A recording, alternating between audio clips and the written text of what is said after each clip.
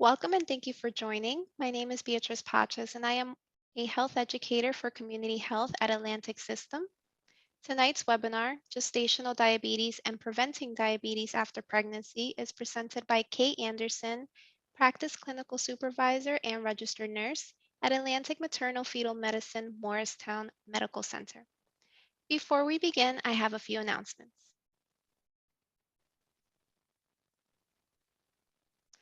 This webinar is being recorded and will be shared in its entirety on our website. All participants are muted. If you have a question, please use the Q&A for questions or chat for comments. We will try to get through all questions at the end of the presentation. Here's a reminder to take care of your heart health. Atlantic Heart Care provides award-winning, nationally recognized cardiovascular treatment services. We treat our patients and their loved ones with compassion and dignity as we navigate these complex medical conditions together. You can find out more about our heart care screening and treatment services by visiting atlantichealth.org/heartcareinfo or call us for a cardiac specialist at 1-800-247-9580. I am now going to turn it over to Kay. Hi, good evening, everybody. I'm going to share my screen with you. So hopefully you can see my PowerPoint. And we can get started with my topic, which is actually one of my most favorite topics, gestational diabetes. I've worked for Atlantic Health System now for some 20 years and have been a certified diabetes care and education specialist for at least 15 of those years and thoroughly enjoy my job. And nothing makes me happier than helping pregnant women get through their pregnancies complicated by gestational diabetes and onto the other side and hopefully keep them healthy for a long time. So the topic is, says if you can move it on, gestational diabetes and preventing diabetes after pregnancy. Our learning objectives tonight are to 1, define gestational diabetes, identify at least 2 impacts of gestational diabetes on your baby if left unmanaged, and 3, list at least 3 preventative measures for diabetes after pregnancy.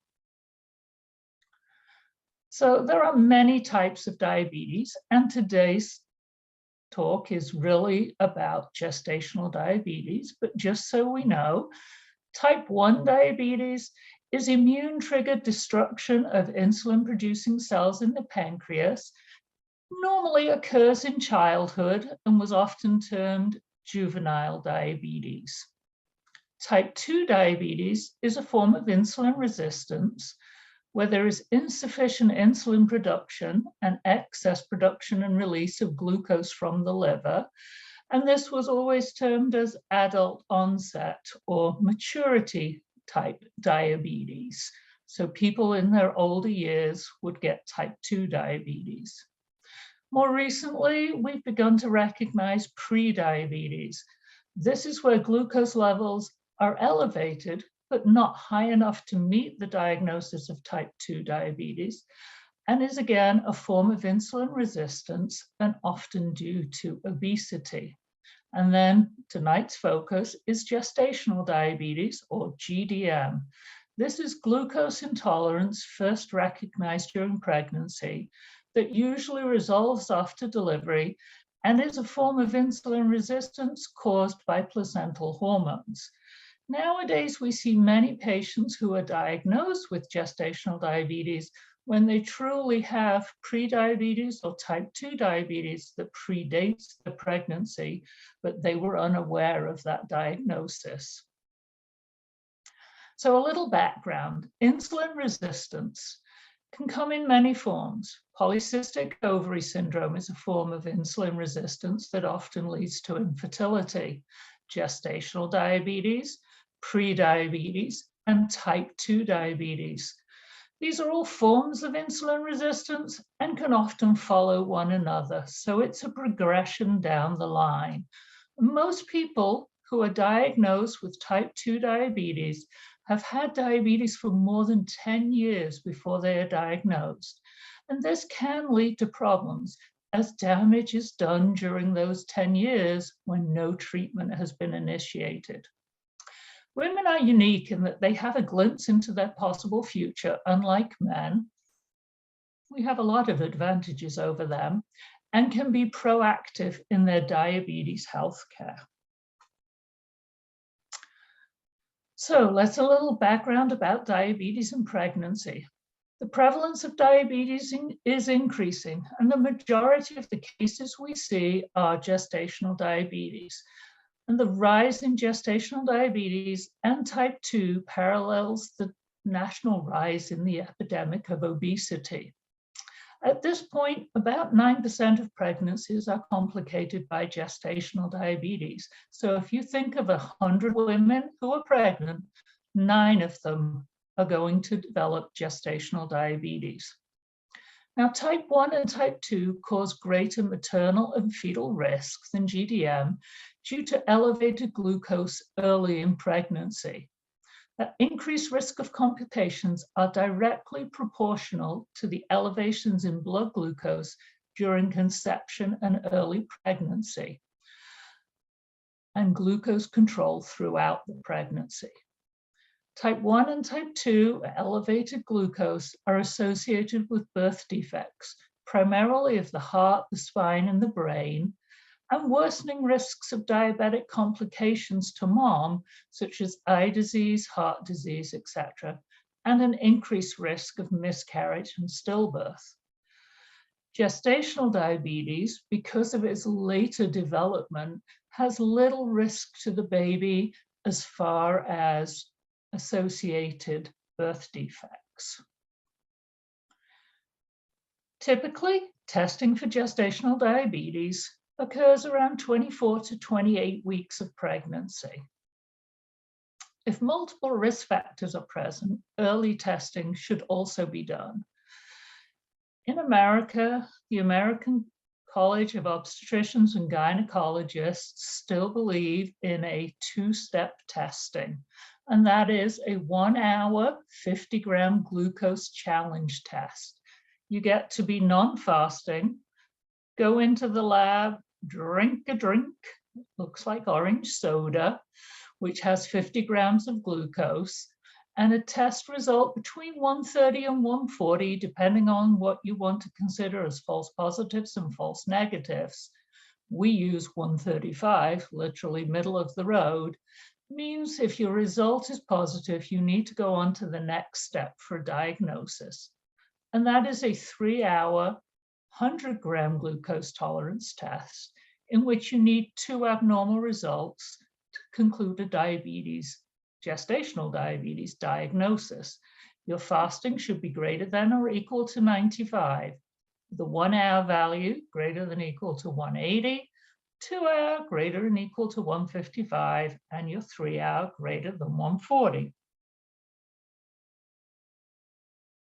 The risk factors for gestational diabetes that would indicate the need for early testing are patients whose age is greater than 95. I'm sorry, if you're pregnant at 95, we have a problem.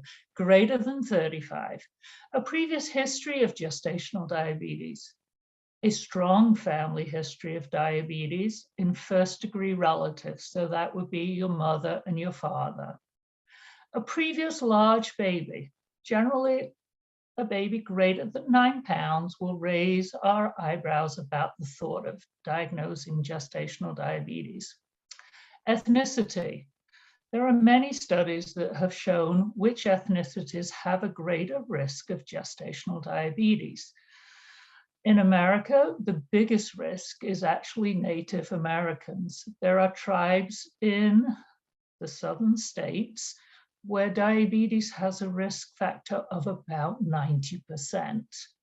Generally, in the areas we live in, anybody who wasn't a second-generation American has an increased risk for gestational diabetes.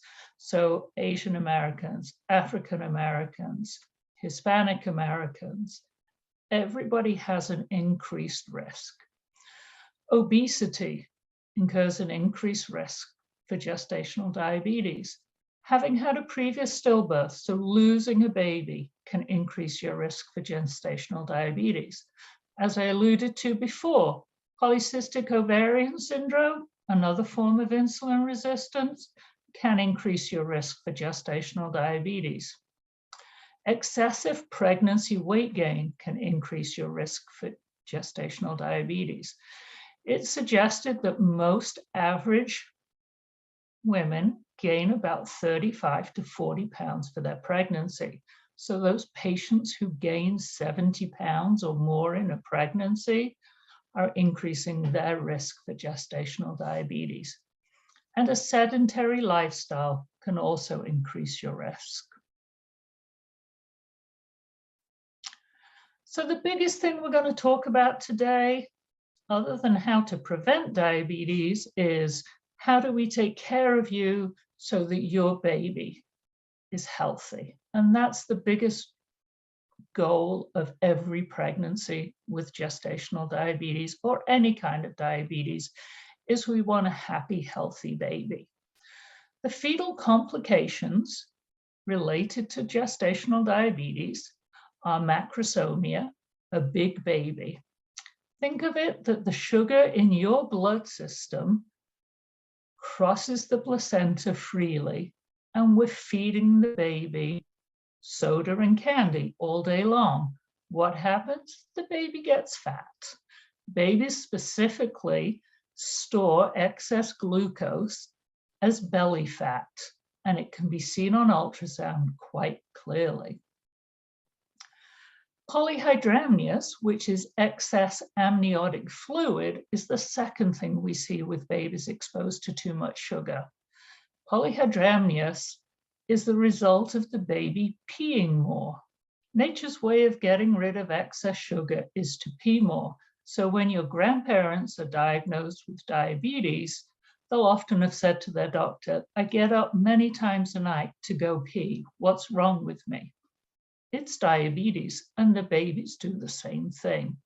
So now we end up with a macrosomic big baby swimming around in a big puddle of amniotic fluid, making mom really uncomfortable.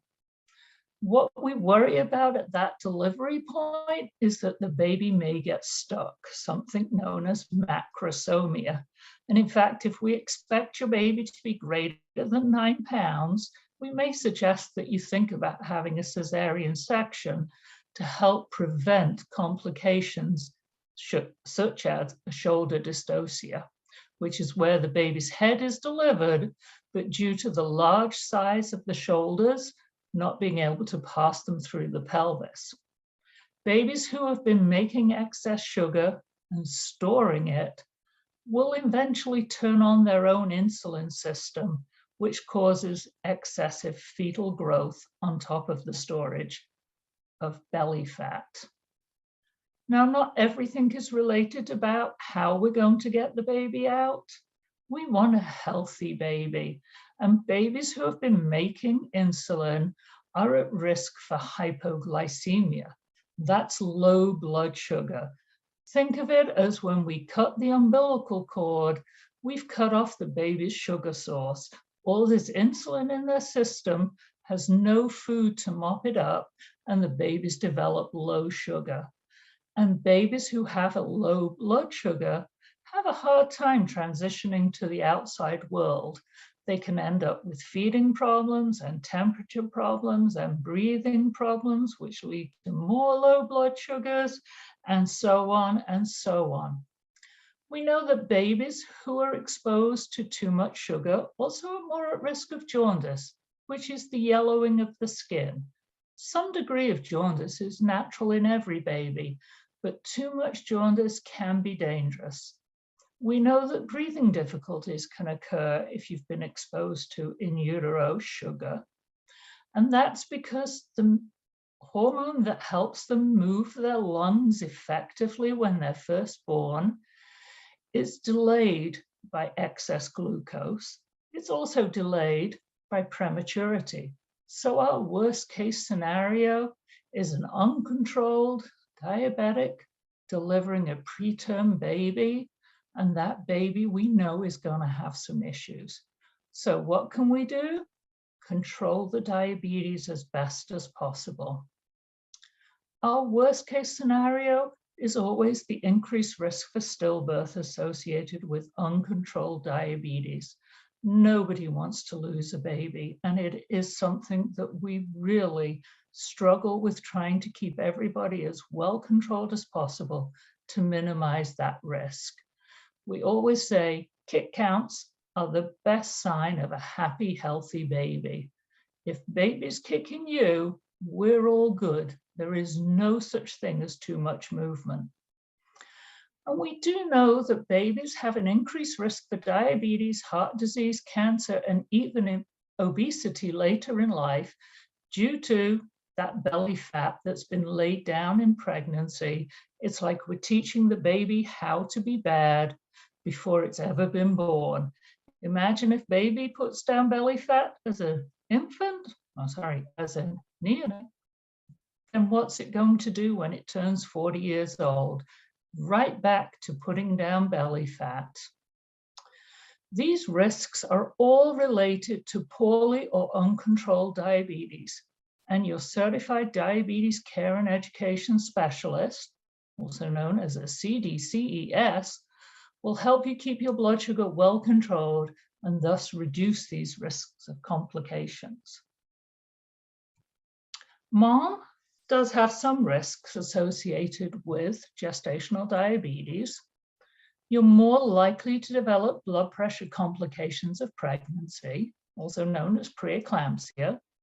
This generally occurs towards the end of pregnancy and is something that your obstetrician or midwife has you come in weekly towards the end of pregnancy for blood pressure checks and urine dip, because those are the classic signs that we see related to preeclampsia. Often before you feel any significant symptoms, your blood pressure will rise and you'll spill protein in your urine. So the doctor knows that they need to be looking out for these things.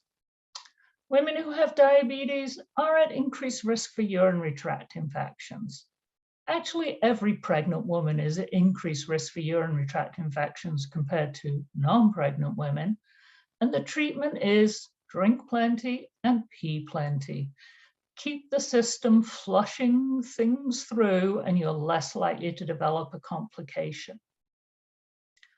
Moms are also at risk for preterm delivery, especially if the baby is excessively large and there's polyhydramnios. And that's because our bodies can only get so big before we think we need to have the baby. This is why twins are often born earlier than singletons, and triplets are born even earlier. Your body only knows how to get so big before it thinks it needs to go into labor. If moms, before I had talked about difficult delivery or cesarean section and the risk of shoulder dystocia, obviously, not every pregnant woman goes into this thinking they're going to want a cesarean section. Some people do, and that's their choice. But we'd all like to give you the choice to have a normal vaginal delivery. And then the biggest risk factor we worry about with moms is, part of why we're here today, is the 50% risk of developing diabetes later in life.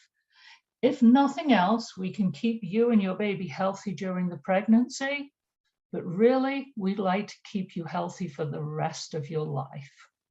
And again, as in the previous slide, these risks are related to poorly or uncontrolled diabetes, and our job is to try and keep you from developing any of these complications.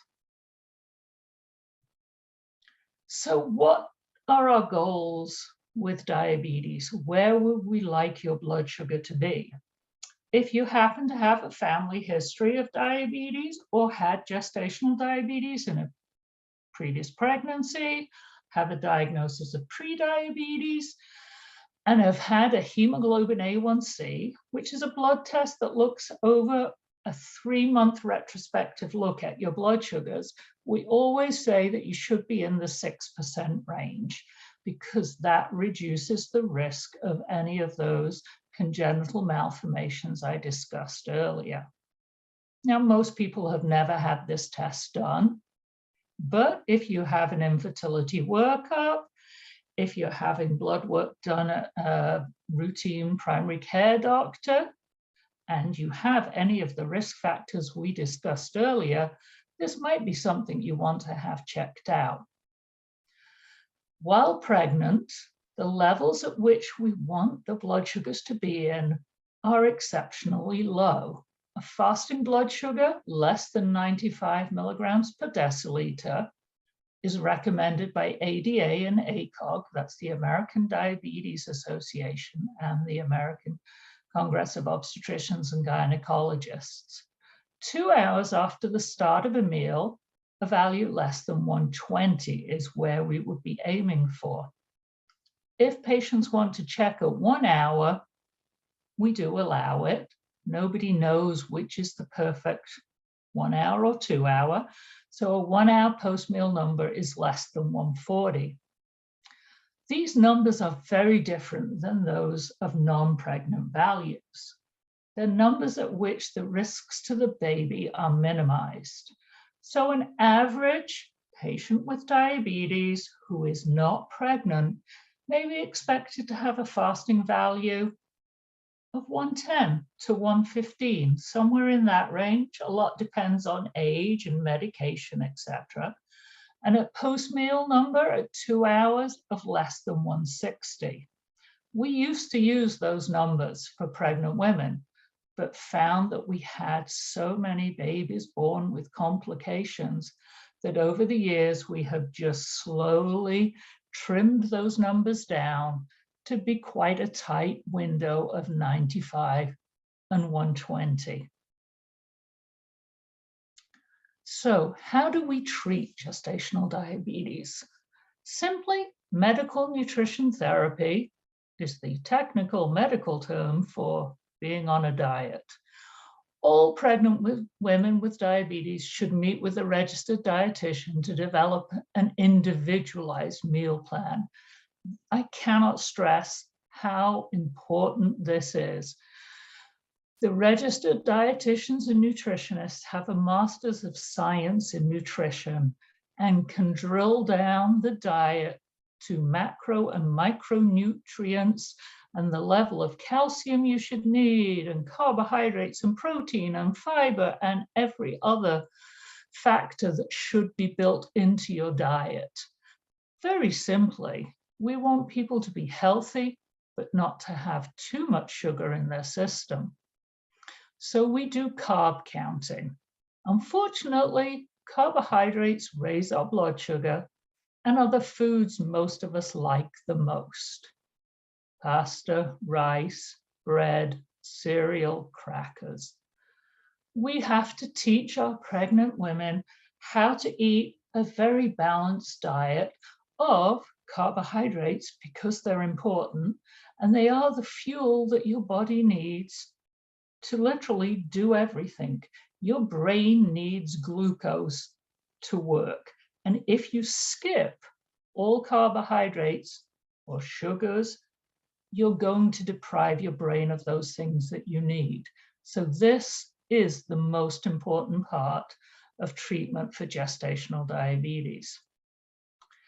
Exercise is the next targeted treatment. 30 minutes of walking a day is the best thing for diabetes we've known for decades. And 30 minutes of walking every day or exercise is one of the best things you can do to ensure a healthy pregnancy. All outcomes of pregnancy are improved by that amount of exercise. So guess what? Pregnant women who have diabetes, 30 minutes of walking every day. The good news is it doesn't need to be a 30-minute power walk on a treadmill. It can be 3 10-minute walks just a little bit more exercise than you would normally do can make the biggest difference in the world. 80% of women who have gestational diabetes can control their diabetes by making the dietary changes and picking up some form of exercise. That's the good news. The bad news, which I really don't think is such a bad thing, is that insulin is the gold standard for treatment of gestational diabetes. The reason we like it as diabetes educators is it's the safest thing we can give you, as insulin does not cross the placenta. So we know we're not going to do your baby any harm. However, sugar does cross the placenta, remember. So by giving you insulin, we can minimize the effect of sugar crossing the placenta and improve the baby's outcomes. Now, for several years, we did use some oral medications. Metformin and glyburide particularly were used to treat diabetes, as they thought they were a safe option other than insulin. And it's a lot easier to teach a patient how to take a pill rather than to give themselves an injection. But these oral medications do cross the placenta. And although they have been used, and safely, we think, there are no long-term studies to the risk of the baby. Are we treating them before they're born? Are we changing their metabolic profile? Are we encouraging them to have more diabetes later in life? What are we doing to them? We just don't know. So in our practice, we believe that insulin is the best thing we can use. So a little bit more about that medical nutrition therapy, so-called diet. As I said, it's the cornerstone of gestational diabetes treatment. Carbohydrates raise your blood sugar, but are necessary for energy. Protein and fiber blunt the rise in the blood sugar.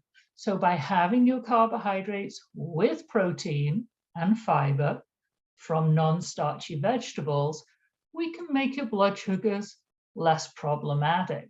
So eating a balanced meal is the best way to maintain normal blood sugar.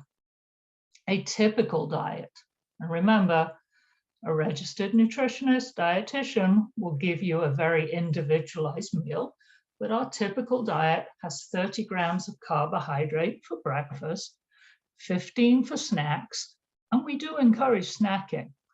2 hours after a meal, we want you to check your blood sugar, and 3 hours after a meal, we want you to have a snack.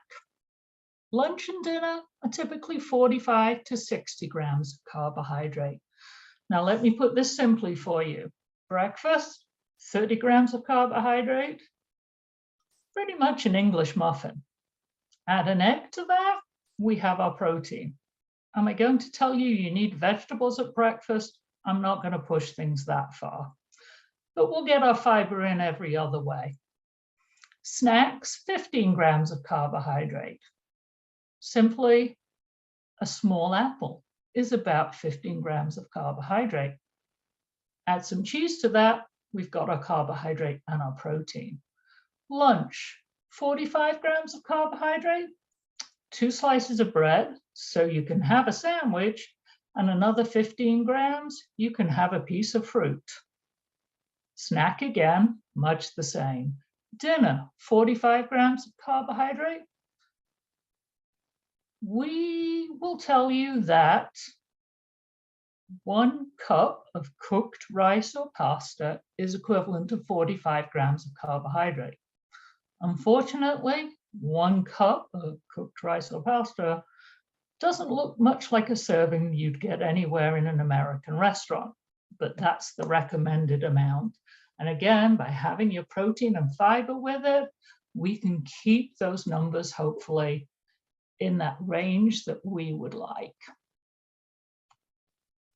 So fetal well-being. The main goal of our glucose control is to keep that baby healthy. As I said, kick counts are by far the best predictor of a happy, healthy baby. After 28 weeks of pregnancy, a minimum of 10 kicks, 1 hour, once a day, is kind of the minimum we would expect for a happy, healthy baby. We don't count kick counts before 28 weeks, as the baby isn't big enough that it will always hit you when it's moving. After 28 weeks, they're pretty much up there that you will feel them whenever they move. We follow fetal growth in our office every 4 weeks, after 24 weeks, or from diagnosis of gestational diabetes. And that allows us to follow the size of the baby, looking particularly for that belly fat and measuring the amniotic fluid around the baby. If insulin is required to keep blood sugars in range, we also do a weekly biophysical profile ultrasound after 32 weeks. And this is a quick ultrasound, just helping to tell us that the baby is happy and healthy. And at 36 weeks, it's increased to twice weekly.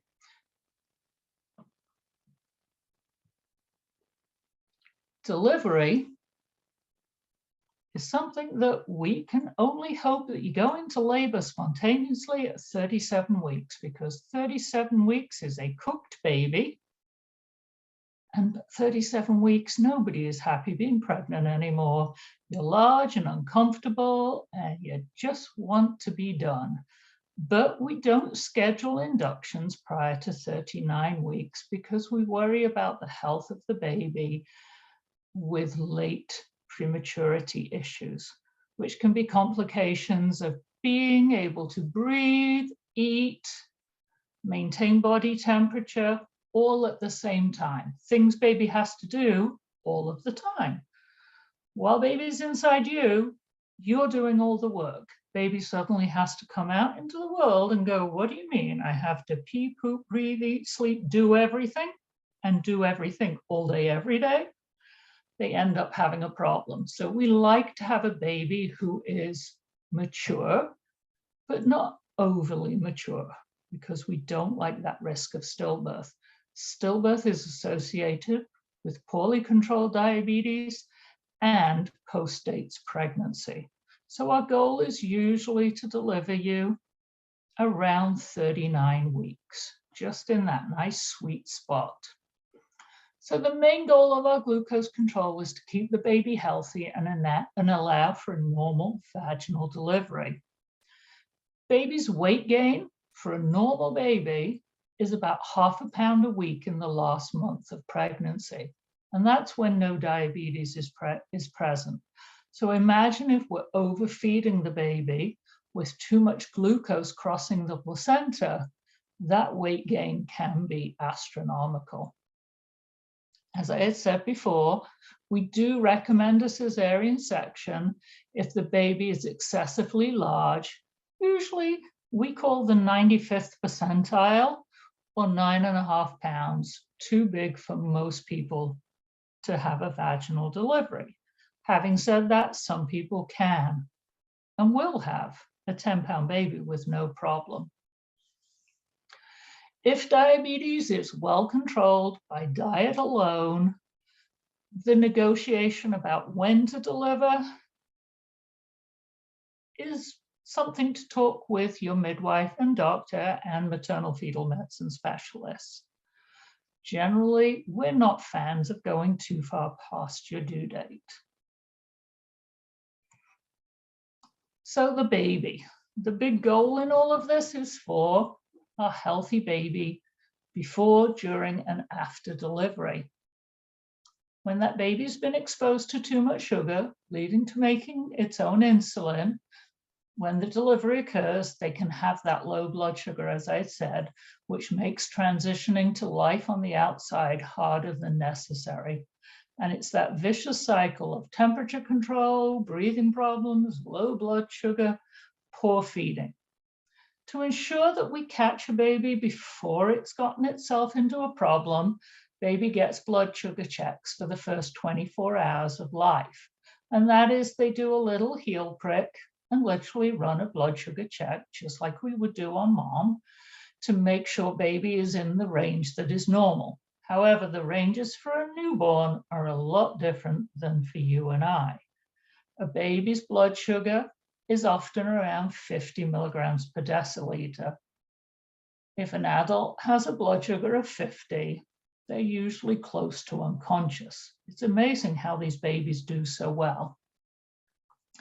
Getting feeding established is really important, and we encourage everyone to try and breastfeed and get that baby to suckle at the breast so that the milk production is initiated. However, bottle feeding, if needed, may be an option. And for moms who really want to be sure that their babies don't get any formula and to follow a baby-friendly certification that both Overlook, Morristown, and the other Atlantic Health hospitals have, glucose gel is used to help raise the blood sugar of a newborn. And literally, they take a little bit of gel and rub it on the baby's gums, and they will absorb that sugar, which hopefully will stop all those problems of temperature, breathing, and low blood sugar and poor feeding, that the baby will be able to get its own feeding established and then move on. Postpartum.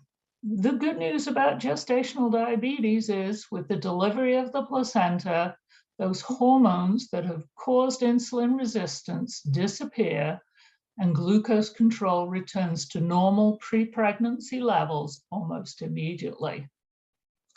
Most women don't need to take their blood sugar and can stop insulin if it was needed. We do have a few patients who have been diagnosed during pregnancy with prediabetes or type 2 diabetes and have been on very large amounts of insulin or were diagnosed very early.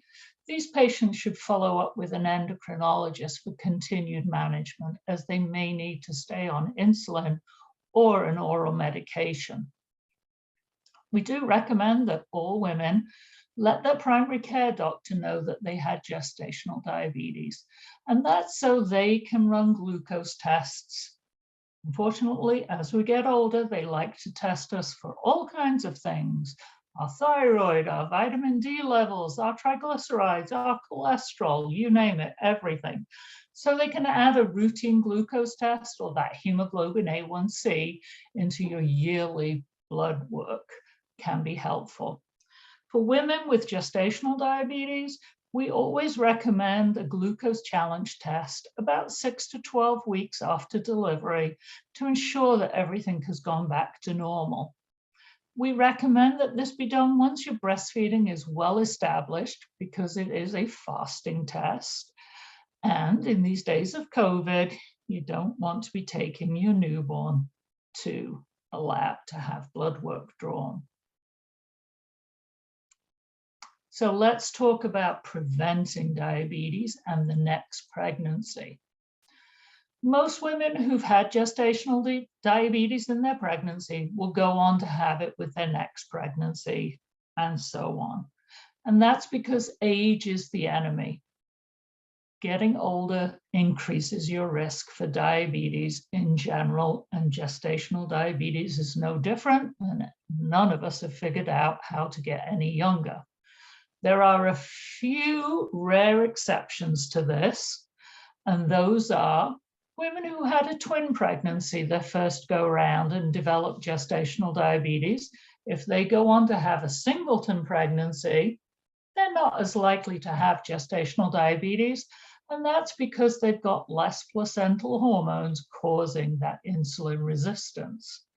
And women who have had a major weight loss, i.e. weight loss surgery, and have lost approximately 100 pounds, will probably not develop gestational diabetes in a subsequent pregnancy. However, some of them do. So when you're pregnant the next time, remind your OB you had gestational diabetes and make sure you get tested early. Remember, one of the risk factors for gestational diabetes is having had it before. Start following the meal plan. Getting some exercise are the best things you can do.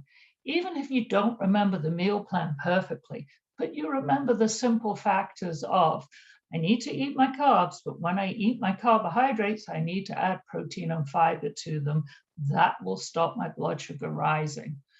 are really important things. And then that 30 minutes walking every day are vital in keeping gestational diabetes away for as long as possible. And one of the biggest factors to prevent gestational diabetes reoccurring is to lose your pregnancy weight. Easier said than done. We all know that with every pregnancy, there's that last 10 pounds that just doesn't want to go. But if you can lose it, it makes a big difference. And now let's talk about preventing diabetes for the rest of your life. We know that about 50% of women who have gestational diabetes will go on to develop some form of diabetes, either pre-diabetes or type 2 diabetes within the next 10 years. That's a scary number. Ways to minimize that risk: lose all your pregnancy weight, as we talked about before, and just losing 7% of your body weight, that's 15 pounds if you weigh 200 pounds, can lower your risk of diabetes significantly. Breastfeeding, good for all the reasons it's good, also helps prevent diabetes in both mom and baby.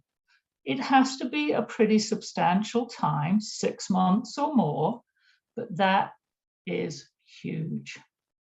Continue following a healthy meal plan. This is something you want all the family to be a part of. Lifestyle plays a huge risk in our risk of developing diabetes as we age and our increasing rates of obesity in this country. For the same reason, continue to exercise. Have everybody participate in some form of exercise every day.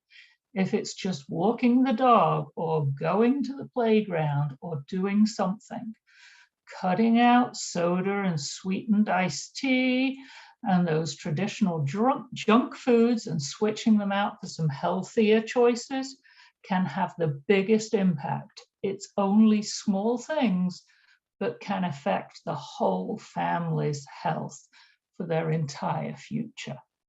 And as I talked about before, follow up with your primary care doctor and please let them know that you had gestational diabetes and you need to be followed for testing.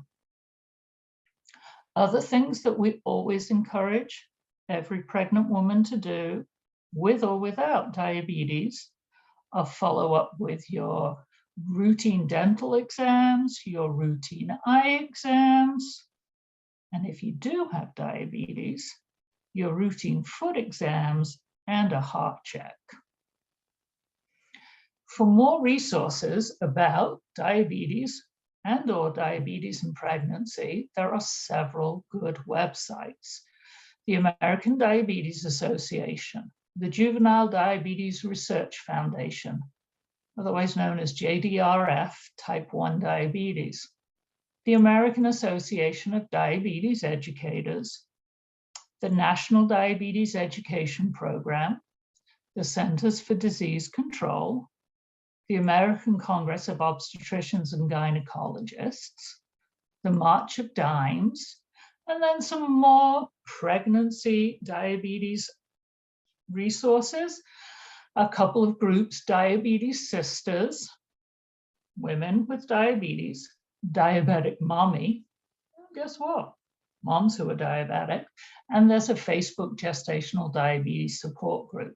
These can all be wonderful resources, but they also give you a sense of community to know that you're not the only person out there who's facing this problem. Now at Atlantic Health, we have our diabetes centers at Morristown, Overlook, Newton, Chilton, and Hackettstown. And our parent education centers can give you assistance with breastfeeding support and general parent education. Those are available at Morristown, Overlook, Newton, and Chilton. And if you want to know anything more about our program, Atlantic Maternal Fetal Medicine Diabetes in Pregnancy Program can be reached at dipp@atlantichealth.org. That's an email we have set up that's monitored by our certified diabetes care and education specialists. And it's a way for our patients to communicate with us, as well as using my chart, which gives us instant access to patients' blood sugars and gives the patients instant access to their team. And with that, I'd like to say thank you.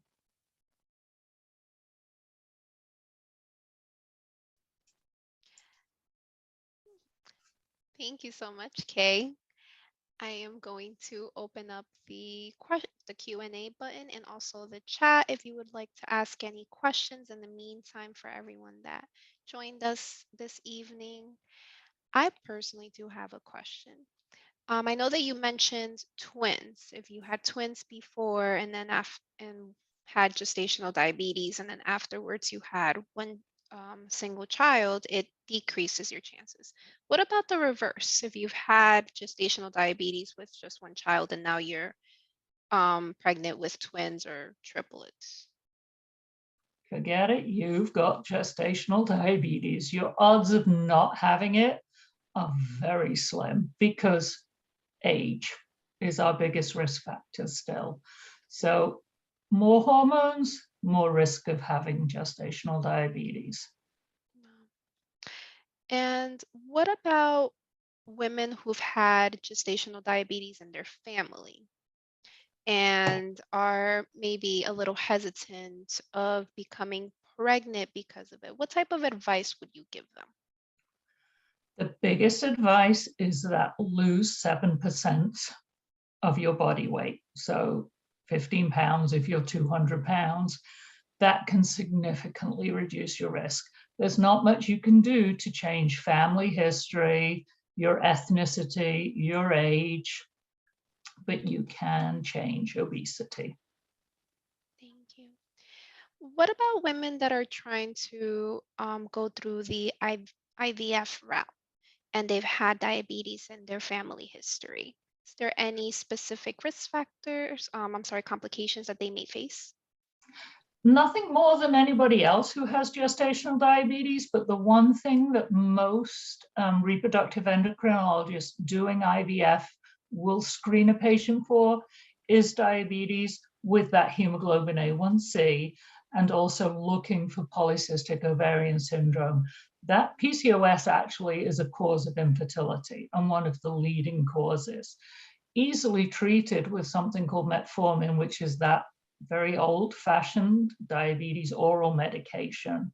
They found that it does reverse the polycystic ovary syndrome in that the patient then becomes having a regular menstrual cycle, ovulates on time, more likely to get pregnant.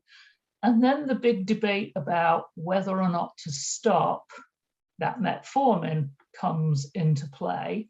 There are no studies that say stopping metformin once you're pregnant will cause a miscarriage, but it doesn't prevent gestational diabetes either. So there's not a lot of good data to say continue the metformin. So once pregnancy is established, we say stop the metformin and then go on for screening. But the good news is hopefully you were already pre-screened with a hemoglobin A1C, so we know your risk for diabetes was lower. Perfect. Thank you so much for that. And you did mention that there was general information for parent education through Atlantic Health System. Is that also open for those who are planning of becoming pregnant? People who are planning to be pregnant should talk first with their obstetrician and discuss any medical risk factors or family risk factors for any diseases. They should also be talking to a genetic counselor if there are family risk factors for genetic diseases, inherited diseases. And we always recommend preconception counseling if something comes up. Come and see one of our maternal fetal medicine specialists and talk to them before you get pregnancy, so you have a game plan to know how to go through the pregnancy. patients who have diabetes, the very simple factor is get that diabetes treated and get a hemoglobin A1C down to 6%, because we know that improves the outcomes for the baby as far as congenital problems. Thank you. We do have a question. Let's see. Sorry about that. Are infantile seizures a complication of gestational diabetes? I think my mom had undiagnosed gestational diabetes while pregnant with me more than 40 years ago. So unfortunately, 40 years ago, we didn't screen many women for gestational diabetes. It was pretty unheard of. And many women did go undiagnosed. Biggest risk factors were actually the size of the baby and a complicated delivery. And in theory, a complicated delivery could cause some neurological defect in the baby that presents as infantile seizures, but no direct correlation. Good. Thank you for your answer. And if you have any other questions, please feel free to use the Q&A. Let's see if there are any more.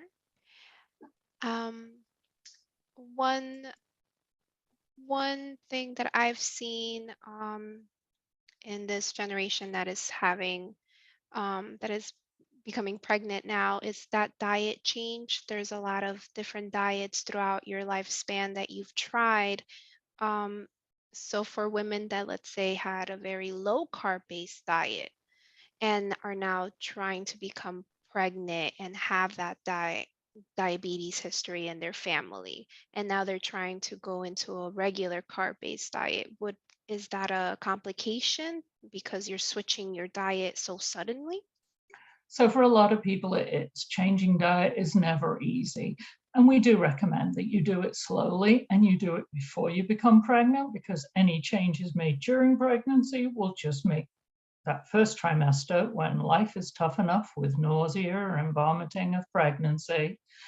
Some people early in pregnancy, all they can eat is carbs. They become very averse to dairy products, to proteins, to other types of food groups. So doing anything in the first trimester is probably not a good idea.